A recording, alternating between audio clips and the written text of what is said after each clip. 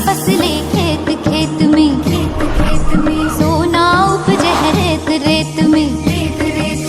गाँव गाँव में ये चली लहर है, रासायनिक खेती जहर है जहर है जहर है।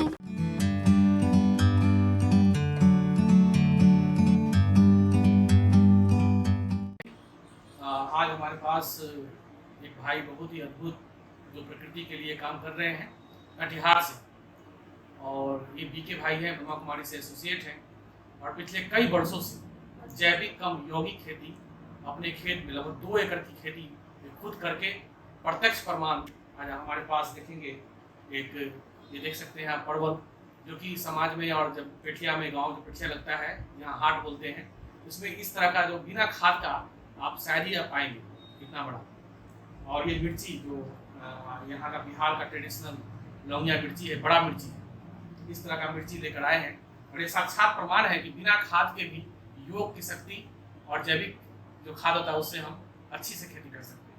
तो आज हमारे साथ बैठे हैं भाई साहब, अपना परिचय आप खुद देंगे सामने कैमरा कर देंगे। मेरा नाम बीके सत्यनारायण भाई, थाना बराड़ी, जिला कटिहार का निवासी। और ये जैविक खेती में जब हम योग का समावेश करते हैं तो वह शाश्वत यौगिक खेती करना है। और शाश्वत यौगिक खेती करने में हमें सबसे ज़्यादा नरकटियागंज की अविता बहन बहुत ज़्यादा सहयोग की है, और समय समय पर यह हमको फोन के द्वारा मार्गदर्शन देती रहती थी, जो कि हम आज इतने दूर जो खेती में पहुंचे हैं किसी के सहयोग के साथ। आपने इससे शुरुआत कब और कैसे की? हम आज से 5-7 साल पहले जब हम ब्रह्मा कुमारी संस्था से जुड़े थे तो वहाँ पर हम मैगजीन बुक में पढ़े थे, ब्रह्मा कुमारी ग्राम विकास प्रभाग, राजयोग एंड रिसर्च फाउंडेशन ग्राम विकास प्रभाग के द्वारा यह शाश्वत यौगिक खेती पूरे देश में फैला रही है। तो हम सोचे कि हम 25-30 सालों से ज्ञान में चल रहे हैं, तो हम क्यों नहीं खेती कर पाएंगे। इसलिए हम धरती माँ को उसी दिन, क्या कि धरती माँ आपको हमने रासायनिक खाद और कीटनाशक दवाई का अंधाधुंध प्रयोग करके आपको हम बहुत जहर पिलाए हैं, बहुत जहर पिलाए हैं। अब माँ आपसे मेरा विनती है, मेरा प्रार्थना है कि आज दिन से मैं कभी भी खेतों में ना रासायनिक दवाई ना कीटनाशक का प्रयोग करूंगा, और ब्रह्मा कुमारी संस्था द्वारा जो यह शाश्वत यौगिक खेती कर रही है, बस उसी के डायरेक्शन के अनुसार मैं आप खेती करूंगा।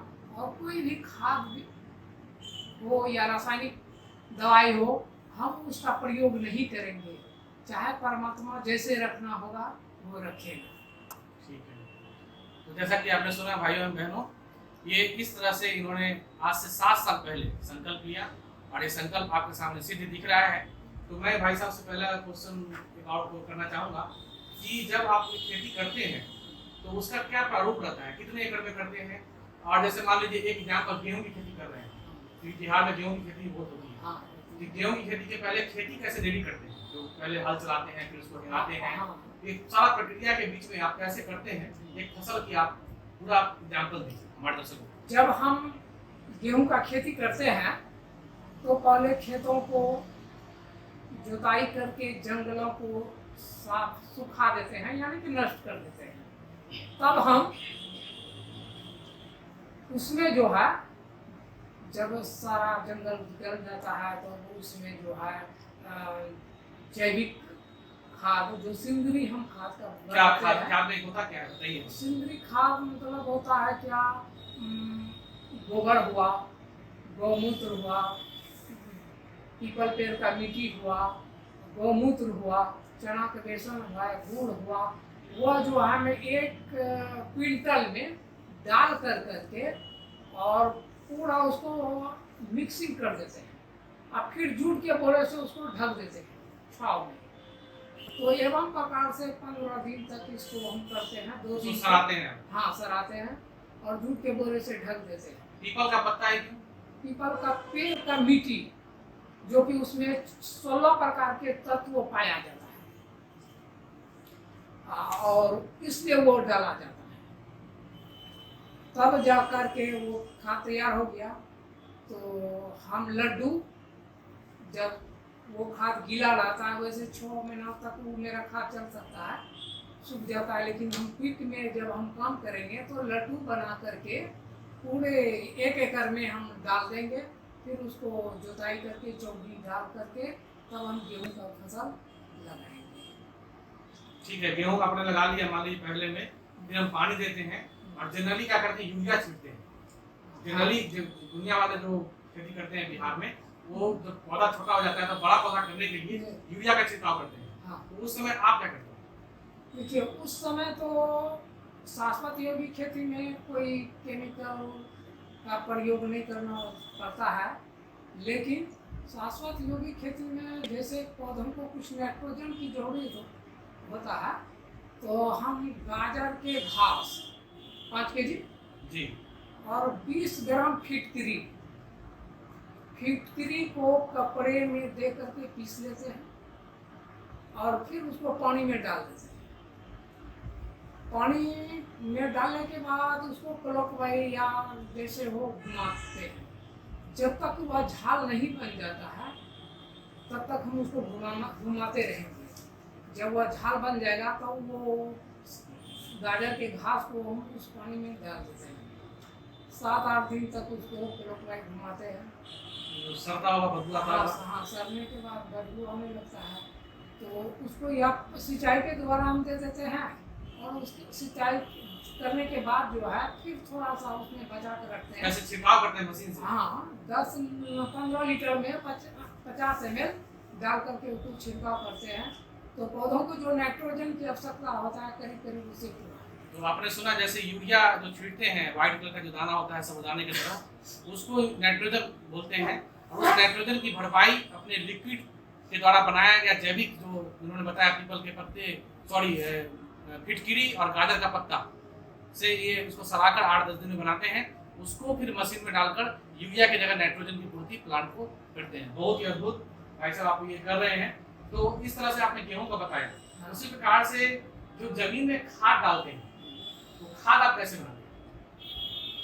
खाद तो जैसे कि 1 कुंटल मान लीजिए 5 कट्ठा खेत है किसी के पास, हाँ। या 1 एकड़ के मान लीजिए, हाँ। मानते हैं 1 1 एकड़, एकड़ 1 एकड़ के लिए आप खाद कैसे रेडी करते हैं? कम से कम 2 कुंटल। क्या? वही उसमें जो है चना का बेसन, गौमूत्र, वही प्रक्रिया से हमको गुजरना होगा। चना का बेसन, हाँ, गौमूत्र हाँ, और गोबर, पीपल गोबर हाँ, गोबर 1 कुंटल। 1 कुंटल गोबर, हाँ, पीपल का पत्ता। पीपल का पत्ता, पीपल या बरगद पेड़ का नीचे का मिट्टी।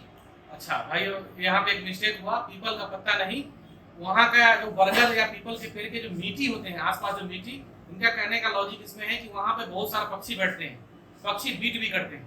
तो उस बीट में भी बहुत सारे तत्व पाए जाते हैं जो खाद के रूप में ये वहाँ के मिट्टी को निकालते हैं और उस मिट्टी को उस खाद में मिलाते हैं, जिससे कि जैविक जो है हथियार और भी तेजी से उसमें बढ़ता है और फिर वो एक तरह से खाद का रूप ले लेता है। जी, तो इसको आप सराते होंगे मिट्टी के अंदर डाल के?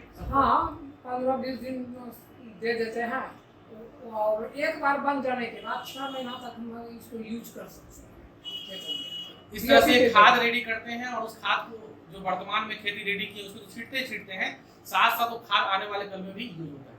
बहुत ही अच्छा। तो ये जो आप काम कर रहे हैं इसके लिए ब्रह्मा कुमारी से आपको किस तरह का सपोर्ट और मिलता है? क्योंकि आप जहाँ तक बता रहे हैं कि जैविक के साथ साथ यौगिक खेती भी है, तो योग का प्रयोग कैसे करते हैं वो थोड़ा बताइए। योग है क्या और प्लांट पे, खासकर पेड़ पौधे पे योग का प्रभाव कैसे पड़ता है, ये हमको जानकारी दीजिए। देखिए, योग का प्रभाव जो है, पहले योग क्या है वो बताइए। योग मतलब होता है योग। जब हम प्राकृतिक पर योग करते हैं तो डायरेक्ट मेरा कनेक्शन परमात्मा से होता है और प्राकृतिक में जाकर के टच करते हैं। दादा जब प्रकाश योग देते का हैं। समावेश हम करते हैं पेड़ या पौधों पर, तो वह जिस प्रकार मनुष्य श्वास लेते हैं उस प्रकार वह भी श्वास लेते हैं।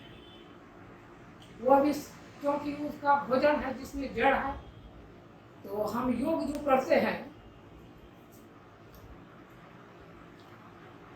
मैं चैतन्य शक्ति, दीप्ति प्रकाश, एक ऊर्जा, परम पिता परमात्मा मेरा पिता है। प्यार से उसे मैं बाबा कहता हूँ। वह प्राण ऊर्जा से भरपूर है। प्राण ऊर्जा से उतर उतर की लाल बिरंगी किरणें मुझ आत्मा में समा रही है। मैं आत्मा उन शक्तिशाली किरणों को इस वातावरण में फैला रहा हूं। इस प्रकृति के पांचों तत्व जल, वायु, अग्नि, आकाश और पृथ्वी सभी जो है शुद्ध बनते जा रहा है। खेतों में नुकसान करने वाले कीट, वायरस सभी इस पवित्र वातावरण में बाहर निकलते जा रहे हैं।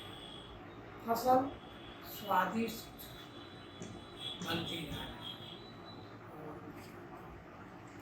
ओम शांति। तो भाइयों बहनों, आपने सुना कि कहते हैं कि प्लांट जो भी जीव, वो भी एक उसमें भी जीव बसता है और वो प्लांट जो है वाइब्रेशन टच करता है। तो इनका कहना ये बहुत ही देहाती लैंग्वेज में ये बात कर रहे हैं, जो क्षेत्रीय भाषा है बिहार की। लेकिन इनका कहने का मतलब है जब योग हम करते हैं तो उसका प्रकम्पन हमारे आसपास फैलता है। ये हर जो भी मेडिटेशन हम करते हैं, जो करने वाले होंगे योग साधना, उनको पता होगा। तो हम वाइब्रेशन जो फैलता है उस वाइब्रेशन में हम पॉजिटिव और पॉजिटिव ही नहीं एलिवेटेड थॉट्स को ऐड करते हैं। परमात्मा से उस किरणों को लेकर हम खेती में, जहाँ खेत है उस खेत के बीच में या किनारे में बैठकर 10-5 लोग बैठते हैं और उस योग को सुबह शाम उस प्रकृति के बीच में करते हैं, जिससे कि वहाँ के आसपास के वाइब्रेशन और प्रकृति जो प्लांट है उसको एक तरह से लेती है अपने अंदर, और उस प्लांट की वाइब्रेशंस इतना अच्छा बन जाता है कि आने वाले कल में बिना ही किसी खाद के इस तरह का परवल और इस तरह का मिर्ची आप सामने देख पा रहे हैं। ये तो मैंने थोड़े मात्रा में रखा है, ये कुंटल के कुंटल इतना उगाते हैं इस सैंपल। तो आप बताइए कि ये जो खेती किए इसका थोड़ा एग्जाम्पल बताइए। मिर्ची और परवल ही आप उगाए? हाँ, मिर्ची भी और परवल। ये कैसे उगाया था बताइए। पहले तो हम परवल लगाए, परवल में पहले लगा करके छोड़ दिए, फिर जो है उसमें गोभी लगाए। गोभी निकल जाने के बाद फिर जो है इसका जमीन के अंदर का जंगल सब जो होता है वो सब निकाल दिए। निकाल करके उसमें जो अपना सिंदरी खाद बनाए थे वह सब इसको इसमें जड़ में डाल दिए। डाल देने के बाद जो है तो मिर्ची लगाए। अब अभी जो है मिर्च भी नीचे है और परवल ऊपर है। क्योंकि परवल जो है छोटा पौधा है और वह बढ़ रहा है। इसका भी लाइफ 3 महीना का है, तो उसका 4-5 महीना का है। बहुत अच्छा। देखो इन्होंने कितना इकोनॉमी किया, उसी खेत में नीचे मिर्ची लगा दिया है। क्योंकि परवल को आपको पता होगा एक लतीदार पौधा होता है जिसको डांट बोलते हैं यहाँ पे क्षेत्रीय भाषा में। मंद क्या बोलते हैं उसको, वो बनाते हैं झाड़ी को पाने के लिए। बांस का बनता है जनरली, वो उस पे ये झाड़ीदार पौधा ऊपर चला जाता है और नीचे की धरती खाली रहती है। तो उस खाली धरती पे इन्होंने क्या किया, मिर्ची भी लगा दिया, बाद में गोभी भी लगा दिया। इस तरह से एक ही खेत में 3-3 तरह का फसल चलता रहता है। तो इन्होंने जमीन की भी इकोनॉमी की और एक ही खाद में 3 तरह का प्लांट इन्होंने कर दिया। तो ये भी एक आप सीखने की बात है। ये हम जैविक कॉरिडोर से 2 साल से जुड़े हुए हैं। तो जैविक कॉरिडोर वाले का जो भारत सरकार का जो है जी, वहाँ से हमारे से 4 केजी परवल ले गए और कद्दू ले गए। बोले कि हम बम्बई में इसको रिसर्च के लिए भेज रहे हैं। तो हम पूछे कि कितने दिनों में आ जाएंगे, इसका रिसर्च क्या हुआ? पूरा कि 1 महीना लगेंगे। हम 2 बार दिए, अभी तक रिपोर्ट आया है? अभी तक तो रिपोर्ट नहीं आया है। तो जैविक कॉरिडोर के कुछ जो अधिकारी थे, जब उनको पता चला कि इस तरह की खेती हो रही है, तो इनके पास आए थे। कुछ इनके जो सब्जी है 4 किलो 5 किलो की मात्रा में लेकर बॉम्बे भेजा गया। तो उसकी रिपोर्ट का वेट कर रहे हैं। 2 बार बोले कि उन्होंने बोला कि दिया है। तो उस रिपोर्ट आने के बाद और भी एक अच्छा सा रिसर्च हमारे सामने पेपर के रूप में आएगा। तो हम किसानों को और जो आसपास के जो खेतिहर किसान हैं उनको दिखाकर, उनको भी एक मौजूद साथ दिलाकर इनसे खाद बनवाने का टेक्निक सीख कर। और आपने कभी अपने आसपास के गाँव में खाद देने का काम किया है? नहीं, पहले तो गांव वाले विश्वास ही नहीं करते थे। तो गांव वाले किसान सब बोलते थे कि पागल हो गया, बिना रासायनिक खेती का हो ही नहीं सकता है, ये पूरा गारंटी है। हम चुपचाप रहे, चूँकि मुझे परमात्मा पर, बाबा पर पूरा विश्वास था कि वो बच्चे को गारंटी लिए हैं। सभी दुनिया वाले भूखे मर जाएंगे लेकिन मेरे बच्चे दाल रोटी जरूर। तो उसी आधार पर हम करते रहे, खेती करते रहे। और इसके बाद जो है, अब जो है, जब ये वर्षा हुआ और कुछ किसान हमारे खेत में घूमने के लिए जो आए, तो उसको हम दिखाए केचुआ कि यानी कि 10 कदम आगे 10 कदम पीछे, इतना दूरी में कम से कम करोड़ों केचुआ उसको देखने को मिला। और इस बात से लेकर के वो बहुत आश्चर्य हो गए कि भाई मेरे खेतों में केचुआ है ही नहीं। तो हम कहें कि आप फर्टिलाइजर, कीटनाशक और रासायनिक खादों का प्रयोग करते हैं, तो आपके खेतों में ये कैसे आएंगे? तो आपने तो स्प्रे के द्वारा माढ़ी दे देते हैं और जो बचता है शेष वो रासायनिक खाद के द्वारा मर जाता है। केचुआ कैसे करता है खेती में फर्टिलाइजर होने के लिए? हाँ, केचुआ जो अधिक संख्या जब बढ़ जाता है, केचुआ ऊपर नीचे होते रहता है। यानी कि एक लेबर का काम वो करते रहता है 24 घंटा दिन में। नीचे जाना, ऊपर जाना, नीचे जाना। उस जमीन में कोई चीज का बीज होगा तो जल्दी जनरेशन नहीं होगा, क्योंकि उसको सूर्य की प्रकाश आते रहेगा और सूर्य की प्रकाश से अनेक प्रकार का कीटाणु भी नष्ट हो जाता है। तो हम अपने खेतों में झंडा भी लगाए हैं बाबा का। उस झंडे का गुण जो है कि पॉजिटिव एनर्जी को खींचता है और खींच कर करके लाल रंग पॉजिटिव एनर्जी को खींचता है। पीला रंग जो है वो फूल समझ करके कीट उस पर अंडे देते हैं। जब हवा में झंडे लहराते हैं तो उसके अंडे नीचे गिर करके निष्क्रिय हो जाते हैं। तो इस प्रकार से भी हम कीट को कंट्रोल कर सकते हैं। ये किस तरह से भावनात्मक, सकारात्मक, पॉजिटिव और साथ साथ एक तरह साइंटिफिक कह सकते हैं। इनका कहने का तरीका बहुत ही नॉर्मल है, इसलिए आप समझ नहीं पा रहे हैं। साइंटिफिक, क्योंकि वो जो कीट होता है वो आकर्षित होते हैं लाल रंग पे और पीले रंग पे। और एक नहीं, इन्होंने पूरी खेती में मैं समझता हूँ बहुत सारे झंडे लगाए हुए हैं। तो झंडे पे कीट आते हैं और वो जो उनका जो कीट का जो वेस्ट होता है उस पर पड़ता है, वो नीचे गिरता है, वो भी खाद का रूप काम करता है। केचुआ जो कहते हैं कि एक नहीं, दो नहीं, करोड़ों लेबर हमारे खेत में लगे रहते हैं। और वो लेबर क्या करता है, ऊपर का मिट्टी नीचे, नीचे का खाद ऊपर, ये करता रहता है। तो क्या है कि मट्टी का जो फर्टिलाइजर पावर है, जो फर्टाइल जो गुण है उसके अंदर, वो और बढ़ जाता है। तो इस प्रकार से, और ये साथ साथ प्रकृति और ये पुरुष, ये आत्मा, दोनों मिलकर परमात्मा के साथ योग लगाते हैं। और इस तरह से जैविक खेती और से यौगिक खेती से इस तरह का जो है सब्जी और गेहूं, धान इत्यादि की खेती करते हैं। भाई साहब बहुत बहुत धन्यवाद आपका। आपने इस तरह से हमें भी आँख खोल दिया कि ऐसा भी खेती हो सकता है। हाँ, और जो भी हमारे दर्शक सुन रहे हैं इस वीडियो को, इन भाई साहब को बिहार में कहते हैं कि बिहार के लाल, और बिहार जो है मिट्टी, और मिट्टी यहाँ का सोना है, और उस सोने में और सुहागा काम कर रहे हैं। तो ये बहुत ही उच्च काम कर रहे हैं, जो प्रकृति को एक सुकून भी दे रहे हैं, प्रकृति को दूषित भी नहीं कर रहे हैं, और प्रकृति से अच्छा अच्छा फल फ्रूट सब्जी भी उगा रहे हैं। और जन जन तक इसको पहुँचाए, इस वीडियो को देखने वाले सभी भाई बहन। और हमारे साथ अभी इनके संपर्क में जो अमिता बहन हैं, वो भी आएंगी। और भाई साहब आपका धन्यवाद, आप आए हमारे स्टूडियो में और इस तरह से आपने जैविक खेती, आगे भी आपसे हम बात करेंगे, चर्चा करेंगे। और आप नोएडा गए थे? हाँ, नोएडा गए। नोएडा क्यों गए थोड़ा वो बताइए। नोएडा जैविक कॉरिडोर के द्वारा मुझे नोएडा भेजा गया। वहाँ में क्या किया? हाँ, नोएडा में जो स्टॉल लगा था, पूरे देश का जो स्टॉल लगा हुआ था, सबका स्टॉल लगा हुआ था, तो वहाँ पर आप क्या बताए उन्होंने? वहाँ पर हम पूछे कि ये क्या चीज़ का दवाई है, तो बोला कि ये जैविक खेती का है।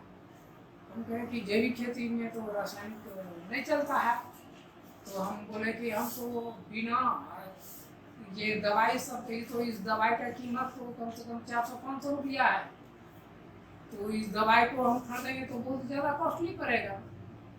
हाँ, तो वहाँ के जो खाद वाले दवाई वाला था, सागरिका कंपनी वाले, याद आया, तो उसको हम बताएं कि देखिए इसमें तो ज़्यादा कॉस्ट लगता है, हम जो जिस प्रकार हमारी संस्था, ब्रह्मा कुमारी संस्था खेती कर रही है और करवा रही है, जो वो 0 बैलेंस पर खेती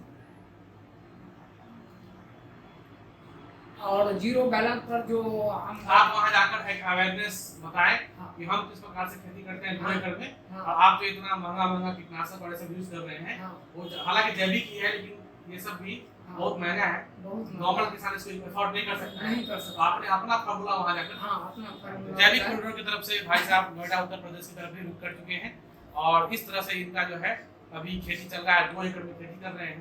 तो आपका हम आगे भी सुनेंगे और बीच बीच में आपसे हम रूबरू होते रहेंगे। आपको जो इंस्पायर करने वाली ब्रह्मा कुमारी बहन है, अब हम उनसे हम मिलेंगे, फिर आपके बारे में। धन्यवाद। नमस्कार।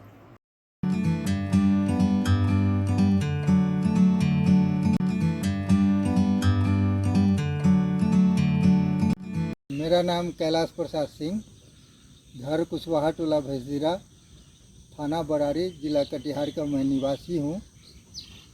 आज सुबह मैं अपने खेतों पर घूमने के लिए आया, तो बगल में सत्यनारायण जी का खेत भी है, और मेरे खेत में भी परवल लगा हुआ है, और सत्यनारायण जी के खेत में भी परवल लगा हुआ है।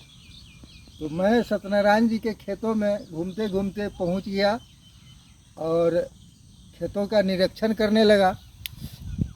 निरीक्षण करते करते अचानक हमारी नज़र खेत के ज़मीनी परत पर गया, तो उनके खेतों में हमने देखा लाखों की संख्या में केचुआ, हजारों की नहीं लाखों की संख्या में केचुआ देखा। और आश्चर्य, केचुआ देखकर मुझे बहुत आश्चर्य हुआ कि इतना केचुआ इनके खेतों में कैसे हुआ, यह मैं सोच नहीं सकता था। तो उसी वक्त मैंने सत्यनारायण जी से मुलाकात हो गई और बातों बातों में चर्चा हुई, और चर्चा में सत्यनारायण जी हमको यही बताए कि मैं पूर्ण जैविक खेती कर रहा हूँ, और इसमें सिर्फ जैविक ही खादों का प्रयोग कर रहा हूँ, इसमें रासायनिक थोड़ा सा भी मैंने लगाव नहीं है, सिर्फ जैविक ही है। तो हमने पूछा कि आखिर जैविक में आपने क्या डाला है, तो उन्होंने मुझे बताया कि मैं इसमें खीर बना के हर पौधा के जड़ में खीर का प्रयोग किया हूँ, और खीर देने के बाद इस केचुआ का संख्या जो है बढ़ा है। और केचुआ की संख्या मैं भी जानता हूँ कि जिस खेतों में केचुआ होता है उसका ज़मीन बहुत हल्कापन होता है, ज़मीन भुरभुरा होता है, मिट्टी उपजाऊ हो जाता है। यही मुझे भी जानकारी था, लेकिन मैं इसका प्रयोग नहीं कर पा रहा हूँ, और मैं कोशिश कर रहा हूँ कि इनके बगल में मेरा खेत है, तो इनके देखा देखी मैं भी जैविक खेती का ही जैविक खेती करूं और जैविक खाद और दवा का प्रयोग करूं। और मैं सारे लोगों, सारे किसानों से ये आग्रह करना चाहता हूं कि आप लोग भी रासायनिक खेती का न करें, रासायनिक खादों का प्रयोग न करें।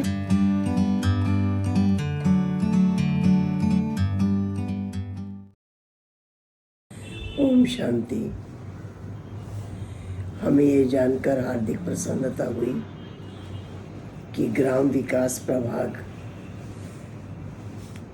आत्मनिर्भर किसान अभियान को बहुत बहुत उमंग से, बहुत उत्साहपूर्वक करने का दिखाई दे रहा है। हमारे कटिहार के सत्यनारायण भाई इसका बहुत प्रैक्टिकल कार्य कर रहे हैं। अपने खेत में जाकर इसको बिना खाद की खेती और मेडिटेशन के द्वारा और जो भी उसकी विधि है खाद बनाने की और भी कार्य करने की, उसको वैसे ही अपनाकर कार्य प्रैक्टिकल कर रहे हैं और बहुत खुश हैं, बहुत प्रसन्नता है क्योंकि उसमें खेती बहुत अच्छी हो रही है। हम समझते हैं कि स्वास्थ्य के लिए, मन के लिए, सबके लिए लाभदायक है। हम सभी को चाहिए कि इस अभियान को पूरा फॉलो करें।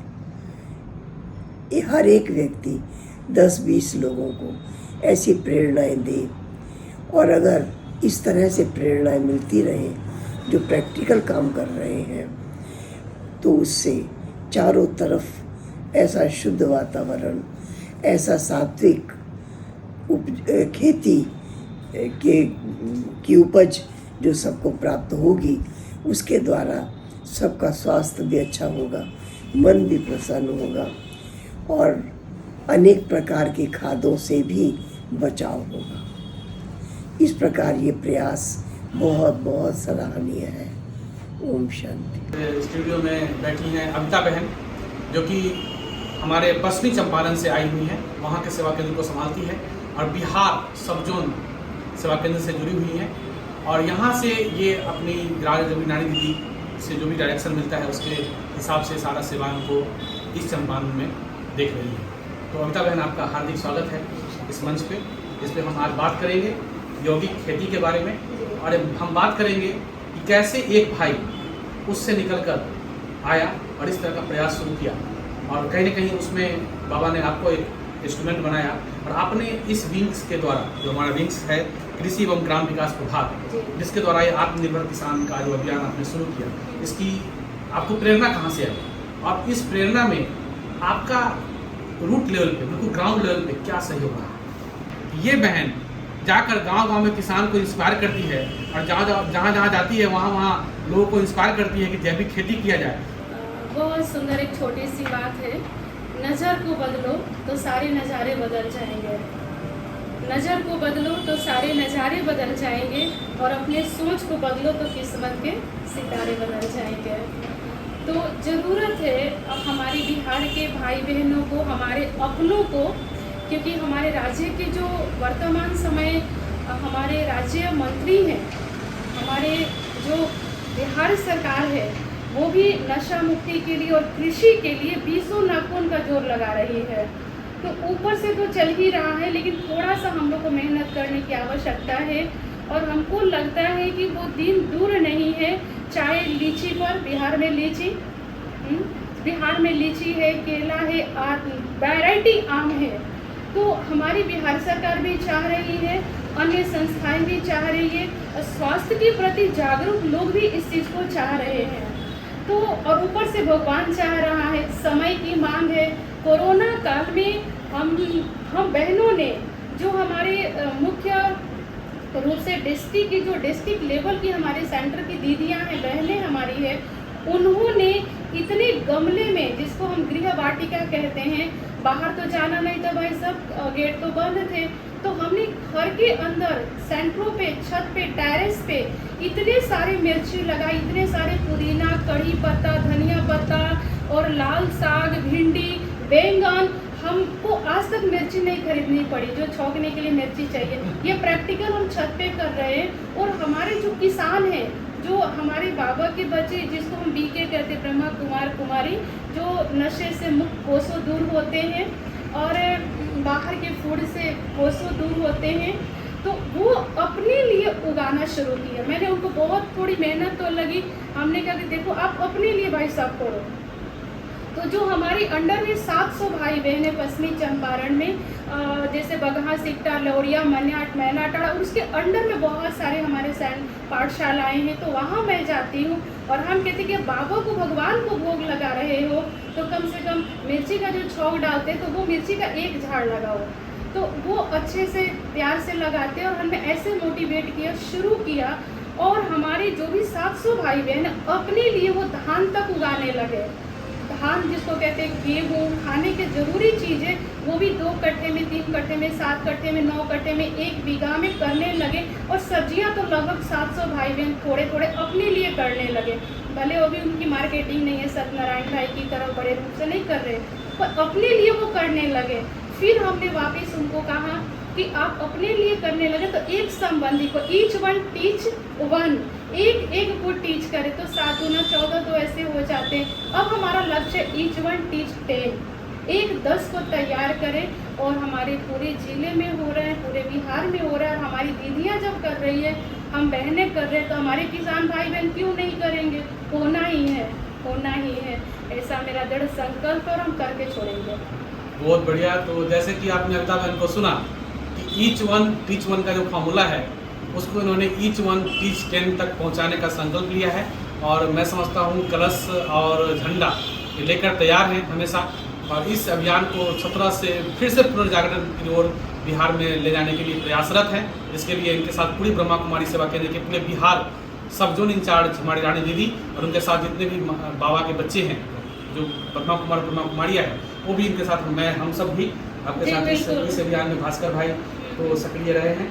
हमारे प्रफुल्ल भाई जी, भास्कर भाई, हमारी कंचन बहन जी जो 4 जिले में अभियान निकालने वाले हैं। और हम डोर टू डोर जाएंगे, उनको कन्विंस करेंगे। और हर जगह सत्यनारायण भाई पैदा करना है हमें, है ही बस थोड़ा सा जैसे बीज भाई सब निकलता है तो थोड़ा हटा दो मिट्टी तो पौधा आ जाता है, उतनी की जरूरत है। तो हर जगह जाने भाई और बहनों, आपने सुना अमिता बहन को इस चंपारण से कितनी उमंग ऊर्जा अंदर में भरा हुआ है। और वो ऊर्जा मैं समझता हूँ कहीं ना कहीं इन्होंने जो अपने बागवानी बढ़ाई है अपने छत के ऊपर। मैं टेरिस पे मैं भी जब नेपाल यात्रा पे गया था, वापसी में मैं जब देखा तो इनके छत पे वैरायटी ऑफ वेजिटेबल्स इनके टेरिस पे लगा हुआ था। ऐसी हमारी एक गया में बहन है, वो भी उगाती है, आई हुई थी मीटिंग में। मैंने उनके घर पे देखा क्या तरह का चीकू से लेकर अनार से लेकर अंगूर से लेकर क्या बोलते हैं वो आयुर्वेदिक में अपना वो एलोवेरा इत्यादि फल फ्रूट्स और आयुर्वेदिक खेती 9 प्रकार की सब्जियां और फल लगाए। तो इस तरह से शुरुआत हमें खुद से करना है। ब्रह्मा कुमारी का स्लोगन भी है self transform lead to world transform. तो इसी सोच की तरफ से ईच वन टीच वन को कन्वर्ट करके ईच वन टीच 10 तक ले जाने वाली है। और हम सबकी इनके साथ हमारे जितने भाई बहनें हैं सबको भी आपके साथ जुड़े हुए, जितने भास्कर भाई हैं, प्रफुल्ल भाई हैं, हमारे सत्यनारायण भाई है। सत्यनारायण भाई एक नहीं, बिहार में कई सारे पैदा करने हैं। और इस प्रकार से इस तरह का जो आप देख रहे हो एग्जाम्पल हमारे सामने, ये भाई लगभग 10 kg परवल और कम से कम 5-6 kg मिर्ची यहाँ पे लेके आए हैं सेंटर पर। भाई साहब आपको बताएं कि मैंने झारखंड की भी पालना लिया है। एक इम्पोर्टेंट बात, हमारे झारखंड में भी हो रहा, अभी तक बहनों ने 2 साल से मिर्ची नहीं खरीदा है सेंटर पे। हमारी रागनी दीदी वो जमशेदपुर झारखंड में भी कर, हम वहाँ तक भी ले जा रहे हैं। अभी कहना है कि हमारे ब्रह्मा कुमारी सेंटर जो पूरे बिहार और झारखंड में फैले हुए हैं, वहाँ की जो बहनें होती है, आप समझ लीजिए सेंटर पे बहुत सारे भाई बहन आते हैं, खाना खाते हैं, हर तरह की सेवाएं होती है। तो वहाँ कहते हैं कि किसी बहनों ने मार्केट से मिर्ची नहीं खरीदा, खुद का मिर्ची उगाया है। ये भी एक बहुत बड़ा प्रयास है। तो मैं समझता हूँ इस प्रयास को आप आगे इस तरह से ले जाएंगे। ईच वन टीच 10 में कन्वर्ट करेंगे। और एक नहीं, हमारे सत्यनारायण भाई जिनका मैंने इंटरव्यू लिया पीछे आपने सुना, उनकी साक्षात योगी खेती के बारे में, उनके जैसे कई सारे किसान को हम रेडी करेंगे। और बिहार में हरित क्रांति हम फिर से लेकर। हमारे साथ जुड़े हैं भास्कर भाई, ब्रह्मा कुमार भास्कर भाई मुजफ्फरपुर सेंटर पर रहते हुए पूरे बिहार में कई जगह इस अभियान को लेकर कई सारे सेवाओं में हमेशा ही बढ़ चढ़ के भाग लिया है। तो उनसे हम जानेंगे कि जो हमारे भाई ने बताया पीछे इंटरव्यू में, उसके बारे में कितनी सच्चाई है और इन्होंने क्या नज़दीकी से उस प्रोजेक्ट को देखा है। और साथ ही साथ इस प्रोजेक्ट की शुरुआत जो है वो कहाँ पे मेन रूप से जो है ब्रह्मा कुमारी हेडक्वार्टर और किस रूप से ये शुरू हुआ, कहाँ से शुरू हुआ, और इसका क्या पूरे भारत में है और बिहार में इसका मेनली जो है किस तरह का प्रयास किया जा रहा है। ब्रह्मा कुमार भास्कर भाई, आपका हार्दिक स्वागत है इस मंच पे। एक जो प्रयास एक भाई ने शुरू किया एक गांव से, और कहीं ना कहीं उनको एक देखने वाला समझने वाला उस प्रोजेक्ट को है नहीं, तो हमने इसको जब नज़दीकी से देखा तो हमें लगा कि इनके बारे में लोगों को जागरूक होना बहुत ज़रूरी है, क्योंकि आज भारत माता की जिस तरह से हम सेवा कर रहे हैं, एक मिट्टी जिस मिट्टी से हम पले बड़े और बड़े हुए, और उस मिट्टी में खाद को डालकर, कीटनाशक को डालकर आज मिट्टी को बंजर किया जा रहा है, वैसे समय में इस भाई का प्रयास आपको किस प्रकार से लग रहा है? पहला क्वेश्चन तो ये है। दूसरा कि इसका शुरुआत और थोड़ा इसका प्रारूप भूमिका बताएं। ब्रह्मा कुमारी के ज्ञान को समाज के हर वर्ग के जीवन में कितना उपयोगी है, इसके लिए ब्रह्मा कुमारी की भगिनी संस्थान Rajyoga education and research foundation बना, और उसके तहत बना कृषि एवं ग्राम विकास प्रभाग, जिसका मुख्य लक्ष्य है कि गीता में कहा गया है कि अन्न जो है उसका असर मन पर पड़ता है, और मन जो है उसका मन दुरुस्त तो तन दुरुस्त। तो अन्न का संबंध हमारे तन और मन दोनों के स्वास्थ्य से डायरेक्ट जुड़ा हुआ है, और आध्यात्मिकता का इस खेती में किस प्रकार अप्लाई किया जाए, खास करके भगवान गीता में कहते हैं कर्म योग, कर्म करते हुए योग से क्या फायदे हैं और योग क्या है।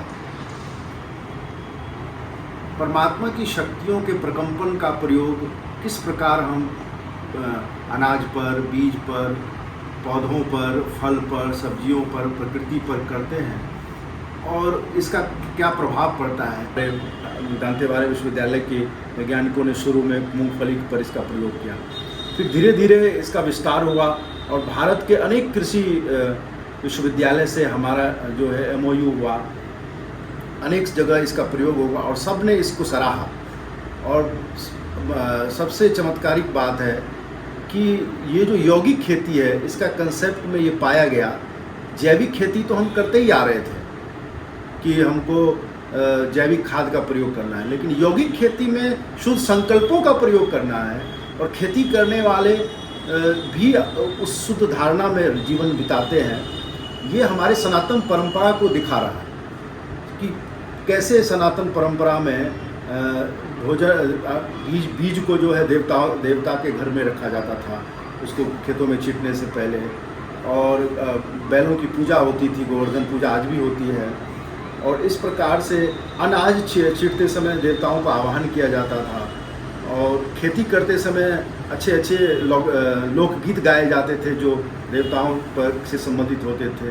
तो ये भी एक शुद्ध संकल्पों का एक परंपरा रहा है, उसको ही पुनर्जीवित करने का प्रयास ब्रह्मा कुमारी कर रही है।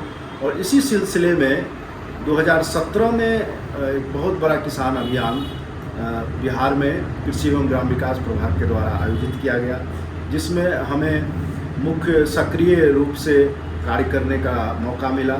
हमारी परम आदरणीय श्रद्धेय राजयोगिनी रानी दीदी जी के जो है प्रेरणा से, शुभ संकल्पों से, वो 2017 में एक बड़ा अभियान पूरे बिहार में आयोजित हुआ।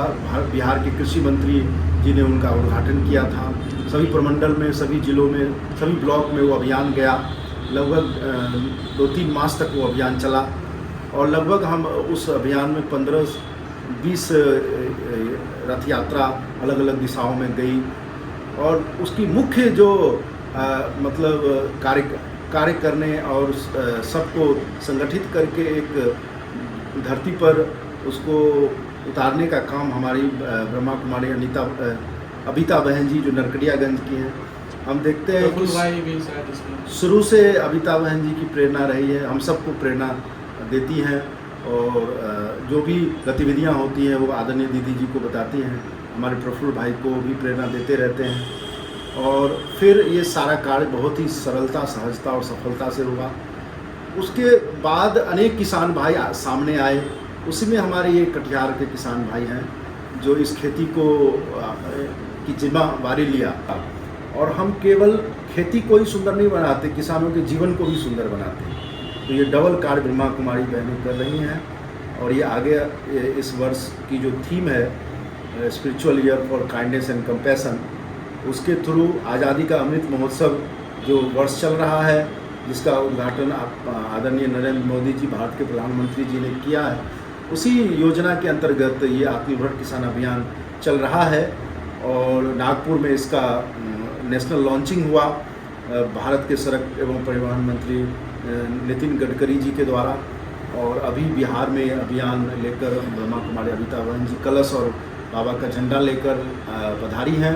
और अभी हम बिहार आदरणीय रानी दीदी जी की प्रेरणा से बिहार के भी अन्य जिलों में इसको आगे ले जाएंगे। बहुत सुंदर। आपने सुना कि किस प्रकार से इसका पूरा शुरुआत बिहार में शुरू किया है 2017 में, और 17 में से जो वो फल जो लगाया गया था उसमें से फलीभूत एक फल हमारे जो भाई जो पीछे भी इंटरव्यू दिए उन्होंने बड़ा अच्छा बताया कि कैसे इस किसानी को अपने जीवन में धारण किया। सबसे पहले अपने जीवन में धारण किया और उस जीवन में धारणा जो थी, जो योग की शक्ति थी, उसका प्रयोग प्लांट पे किया और उससे आज साक्षात एग्जाम्पल के रूप में, सैंपल के रूप में आप देख रहे हैं। ये हर ब्रह्मा कुमारी सेंटर पे भी और अपने घर पे भी इस तरह की खेती करके सब्जी और जो मिर्ची और प्रॉब्लम हमारे सामने अभी है, इसके पहले उन्होंने गेहूँ की खेती की है और बहुत सारी सब्जियों की खेती ये करते रहते हैं बिना किसी खाद, बिना किसी फर्टिलाइजर्स के, बिना किसी कीटनाशक के। तो ये आपके सामने देख सकते हैं जो नॉर्मल प्रॉबर होता है मार्केट में उससे। तो भास्कर भाई एक चीज़ बताएं कि ये इसमें कितनी सच्चाई है? कई बार लोग देखते हैं इस प्रॉब्लम को तो कहेंगे नहीं इसमें कीटनाशक डाला गया होगा और ये किया गया, तो इसमें कितनी सच्चाई? आप इस प्रोजेक्ट को बिहार में कभी रिव्यू करने के लिए गए कि देखा आपने? आप इनके खेतों में जाएंगे और कई जगहों पे हमने देखा भी है कि सच में शुरू में लोगों को लगता है और शुरू में आपको थोड़ा कठिनाई आती भी है। शुरू में जो है आपको कठिनाई आती भी है क्योंकि पहले से उस भूमि पर वो रासायनिक खेती होती आई है, तो उसको परिवर्तित करने में समय लगता है। लेकिन हम देखते हैं कि एक फसल के बाद या 2 फसल के बाद धीरे धीरे भूमि उस तरह का गुण ग्रहण कर लेती है और जो उससे उपजते हैं तो उसकी स्वाद टेस्ट बहुत बढ़ जाती है। और जो आम मार्केट से आप जो कीटनाशक और रासायनिक खाद वाला सब्जियां फल लाते हैं वो जल्दी सड़ जाता है। लेकिन इसको आप बिना फ्रिज में रखे ऐसे भी रखेंगे तो वो अगर 3-4 दिन में सड़ेगा तो ये आपको 7-8 दिन 10 दिन में। ये मैं देख रहा हूँ, 4 दिन पहले यहाँ लाया गया था और फ्रिज के बाहर ही रखा हुआ है। और देखिए अभी भी इसकी ग्रीनरी और जो गुणवत्ता है आपको दिख रही होगी। नॉर्मल प्रॉपर से ये जनरली ग्रीन है, ग्रीन वेजिटेबल्स है। और इसकी मिर्ची की क्वालिटी भी देखिए और इसका साइज़ भी आप देख सकते हैं, नॉर्मल मिर्ची से बड़ा है। तो इस तरह से आप देख सकते हैं बिना फ्रिज का, प्रिजर्वेटिव बिना डाले हुए, बिना कीटनाशक डाले हुए अभी भी भाई साहब ये बिल्कुल हरा है। और तो दूसरा ये है कि आगे भी जो है हम इस खेती को और बढ़ावा हम चाहेंगे कि और से और किसान इसमें जुड़ें और तब इनका लाभ उनको मिलेगा। कि आज आप अमेरिका जैसे देशों में जाइए तो जैविक खेती से उपजे हुए गोभी, आपको जो गोभी अगर ये $25 किलो मिलेगा वो गोभी आपको $200 किलो मिलता है। तो उसकी वैल्यू भी बहुत अधिक होती है, रिलायबिलिटी भी अधिक होती है, तो मार्केटिंग अधिक होती है, उसका प्राइस मार्केट में अधिक मिलता है। तो आप केवल ये ना सोचें कि ये तो धर्म कर्म की बात है, बल्कि इससे इकोनॉमी में धन अर्जित करने में भी सहायता मिलती है और स्वास्थ्य भी बेहतर होता है, स्वस्थ भी होते हैं, स्वस्थ अन्न और आप नेचर को भी सपोर्ट कर रहे हैं, प्रकृति को भी सपोर्ट। और कहते हैं कि कृष्ण जो है माखन मिश्री खाते थे शुद्ध। तो अगर आप एक कल्पना करिए कि अगर देवी देवता इस धरती पर आ जाए तो क्या उनको यूरिया खाद और DAP खाद वाला भोजन खिलाएंगे? कभी नहीं खिलाएंगे।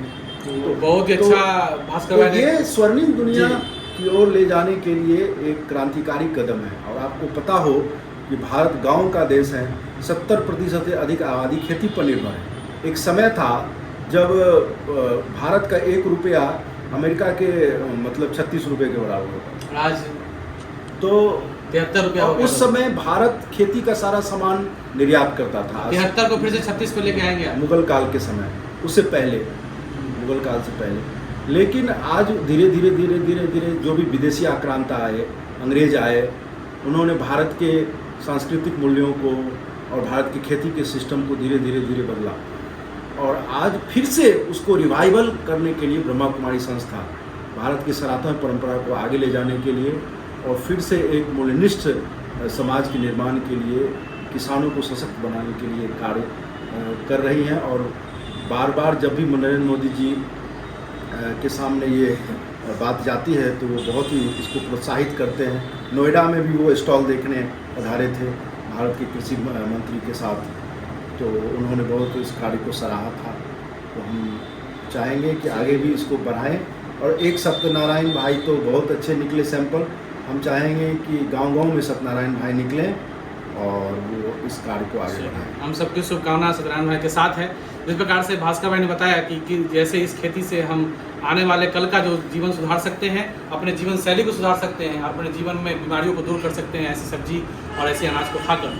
हमें भी साक्षात एग्जाम्पल, मैंने पिछले साल पूसा में ब्रह्मा कुमारी के द्वारा हमें एक स्टॉल दिया गया था, तो वहाँ पे समस्तीपुर से कुछ भाई बहन इसी प्रकार की खेती करके कुछ कद्दू कुछ भिंडी लाए हुए थे। वहाँ मशरूम की वैरायटी क्वालिटी की एग्जीबिशन लगे हुए थे, तो हमने भी अपने सब्जी का एग्जीबिशन वहाँ पे लगाया। तो ये हमें साक्षात देखने का मौका मिला।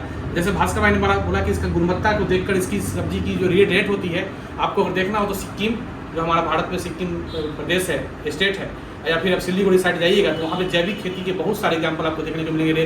रोड के किनारे महिलाएं सब्जी बेचती रहती हैं, बहुत ही अच्छी क्वालिटी की सब्जी, कहती है कि इसमें कोई खाद नहीं पड़ा हुआ है। मैं भी रिसेंटली हिमाचल प्रदेश गया तो वहाँ पे 300 किलो राजमा, 300 किलो का 1 किलो राजमा खरीदा। तो मैंने कहा कि इसमें क्या खासियत है, तो बोला ये राजमा मनाली में विशेष जो है छोटे छोटे खेत होते हैं, खेतिया जैविक खेती करके बनाते हैं, इसलिए इसका रेट 300 रुपये किलो है। आप खा के देखिए। और बाकी मैंने उस राजमा को टेस्ट किया तो अद्भुत टेस्ट था उसको हम बखान नहीं कर सकते हैं। तो जैविक खेती का और जैविक अनाज का इतना महत्व हमारे देश में है, आज भी है। और इसकी एक प्रयास बिहार में जो किया जा रहा है हमारे भाई के द्वारा, साक्षात उनके साथ इस अभियान में भास्कर भाई जुड़े रहे हैं, जिन्होंने इसे नज़दीकी से देखा है, तो प्रत्यक्ष को प्रमाण किया। आपके सामने आप इसका एग्जाम्पल देख सकते हैं। तो अभी हम भास्कर भाई का बहुत बहुत धन्यवाद। और एक बात आपसे मैं पूछना चाहूँगा, इसका माउंट आबू में भी कुछ चल रहा है? माउंट आबू में तपोवन है, जो ब्रह्मा कुमारी का एक बहुत बड़ा परिसर है, जहाँ की लगभग 8 एकड़ में जो एक यौगिक और जैविक कॉरिडोर बनाया गया, तो वहाँ ये कार्य चल रहा है। और आपको जब जानकर बड़ी खुशी होगी कि देश विदेश के भी वैज्ञानिक उसको देखने आते हैं और उन्होंने इसको एक सैंपल के रूप में प्रेरणा लेकर जाते हैं। आपको वहाँ अंगूर की खेती, जो मक्के की खेती, खजूर की खेती, टमाटर की खेती, आपको वहाँ संतरे की खेती, और भी माना आप नाम जिसका भी नाम ले, चीकू की खेती, और आप जिस फसल का भी नाम ले उसका यौगिक रूप में वहाँ सैंपल के रूप में। जब हम लोग गए थे तो अमेरिकन भुट्टा खाए थे, जो बहुत ही स्वीट कॉर्न जो है वो भी यौगिक रूप से उपजाया गया था। और यहाँ आपको इस बार हम गए थे तो वार्षिक मीटिंग के दौरान और अंगूर भी खाने और भी दादी जी के जो है पुण्य स्मृति दिवस के कार्यक्रम में लगभग 1 माह से ऊपर रहने का सौभाग्य मिला। तो उसमें हमने देखा कि वो जो चना होता है, चना एक सफ़ेद चना होता है, छोलिया बोलते हैं उसको, तो इस बार हमको सफ़ेद चना वहाँ यौगिक खेती के रूप में उपजा, वो हमें दिखाया गया। तो हमको बहुत आश्चर्य लगा और काफ़ी अच्छी क्वालिटी उसकी थी। बड़ा इसको हम काबुली चना भी कहते हैं। बड़ा बड़ा दाना था, बड़ा दाने बड़े बड़े थे और काफ़ी अच्छी क्वालिटी का था, क्वालिटी लग रहा है। हम लोगों ने उसको भून कर खाया भी। वहाँ हमें एक ललन भाई हैं जो हमारे बिहार से ही वहाँ पे समर्पित रूप से सेवा देते हैं, उन्होंने मुझे भून कर हम सभी भाइयों को खिलाया। तो एक साक्षात हम लोगों ने देखा है। तो इसको हम सोचते हैं कि हमारे बिहार में भी जो किसान भाई हैं, आज कोरोना काल में पूरे भारत से लोग बिहार की तरफ जो काम करते थे, बिहार के लोग, बिहारी लोग आए और कोई भूखा नहीं मरा। आज भी बिहार में कितना भी आंधी आता है, तूफान आता है, बारिश आती है, बाढ़ आती है, लेकिन एक भाई जो है कोई भूखा नहीं मरता, क्योंकि हर के पास अपना किसानी है, अपना खेती है और उस खेती में अपना उगाकर खाते हैं। तो हमारे बिहार का शिमला मिर्च की खेती भी लगी हुई थी तपोवन में। भास्कर भाई ऐसा कहा जाता है कि हमारे बिहार की खेती सोना है, सोना बोलता है। बिहार के जो मिट्टी है उसका कारण क्या बहुत ही उपजाऊ है, क्योंकि यहाँ हिमालय से निकलने वाली बहुत सारी नदियाँ, जो अधवारा समूह की नदियाँ हैं, कोसी है और अनेक नदियाँ हैं, गंगा है, जो अपने साथ जो मिट्टी बहा के लाती है, वो इसको उपजाऊ। और बाहर आने से मिट्टी का जो ऊपरी परत है वो रिफ्रेश हो जाता है, इसके कारण इसकी मिट्टी का उपजाऊ बनी रहती है। लेकिन यहाँ का एक अभिशाप है यहाँ की मिट्टी के लिए, यहाँ के लोगों के लिए, कि जो बाढ़ आती है उसमें इनके फसल बह जाते हैं। फसल की गुणवत्ता तो बहुत ऊंची होती है, लेकिन फसल बह जाते हैं। मतलब कुछ फायदे हैं तो बहुत सारा नुकसान। अगर सरकार भी इस ओर ध्यान दे कि बाढ़ का कोई स्थायी निदान कर सके, और उसके लिए बाढ़ के निदान के लिए कई चीज़ों जो हमारे मन में आता है कि एक तो नदी को गहरा करना, दूसरा है कि प्लांटेशन करना नदी किनारे। हाँ, क्योंकि जब आप प्लांटेशन करते हैं तो आप पर्वतों को और प्रकृति को क्षय होने से बचाते हैं और इसके भूस्खलन होता है उससे बचाते हैं और बाढ़ की जो समस्या है उसको उसमें बहुत हद तक कमी आएगी। तो प्लांटेशन भी जरूरी है और नदियों में पानी वाटर साइकिल जो है वो प्लांटेशन के थ्रू बना रहता है। जहाँ तक मुझे पता है एक बार डॉक्टर APJ अब्दुल कलाम भी आए थे बिहार की यात्रा पे, IIT पटना में आए थे, तो उन्होंने कहा था कि बिहार में जो ये पानी आता है इतना सारा, उसको हम संरक्षण कर सकें तो बिहार की जो सिंचाई है बहुत अच्छी सुचारू रूप से चल सकती है। तो अभी इस इंटरव्यू को हम यही समाप्त करते हैं। अगले सीरीज में कभी हम फिर से आपको कुछ खेती के कुछ एग्जाम्पल और कुछ प्रैक्टिकल जो सब्जी और जो खेती से निकला फल है उसके बारे में आपसे बात करेंगे। तब तक के लिए भास्कर भाई आपका बहुत बहुत धन्यवाद। ओम शांति। Thank you.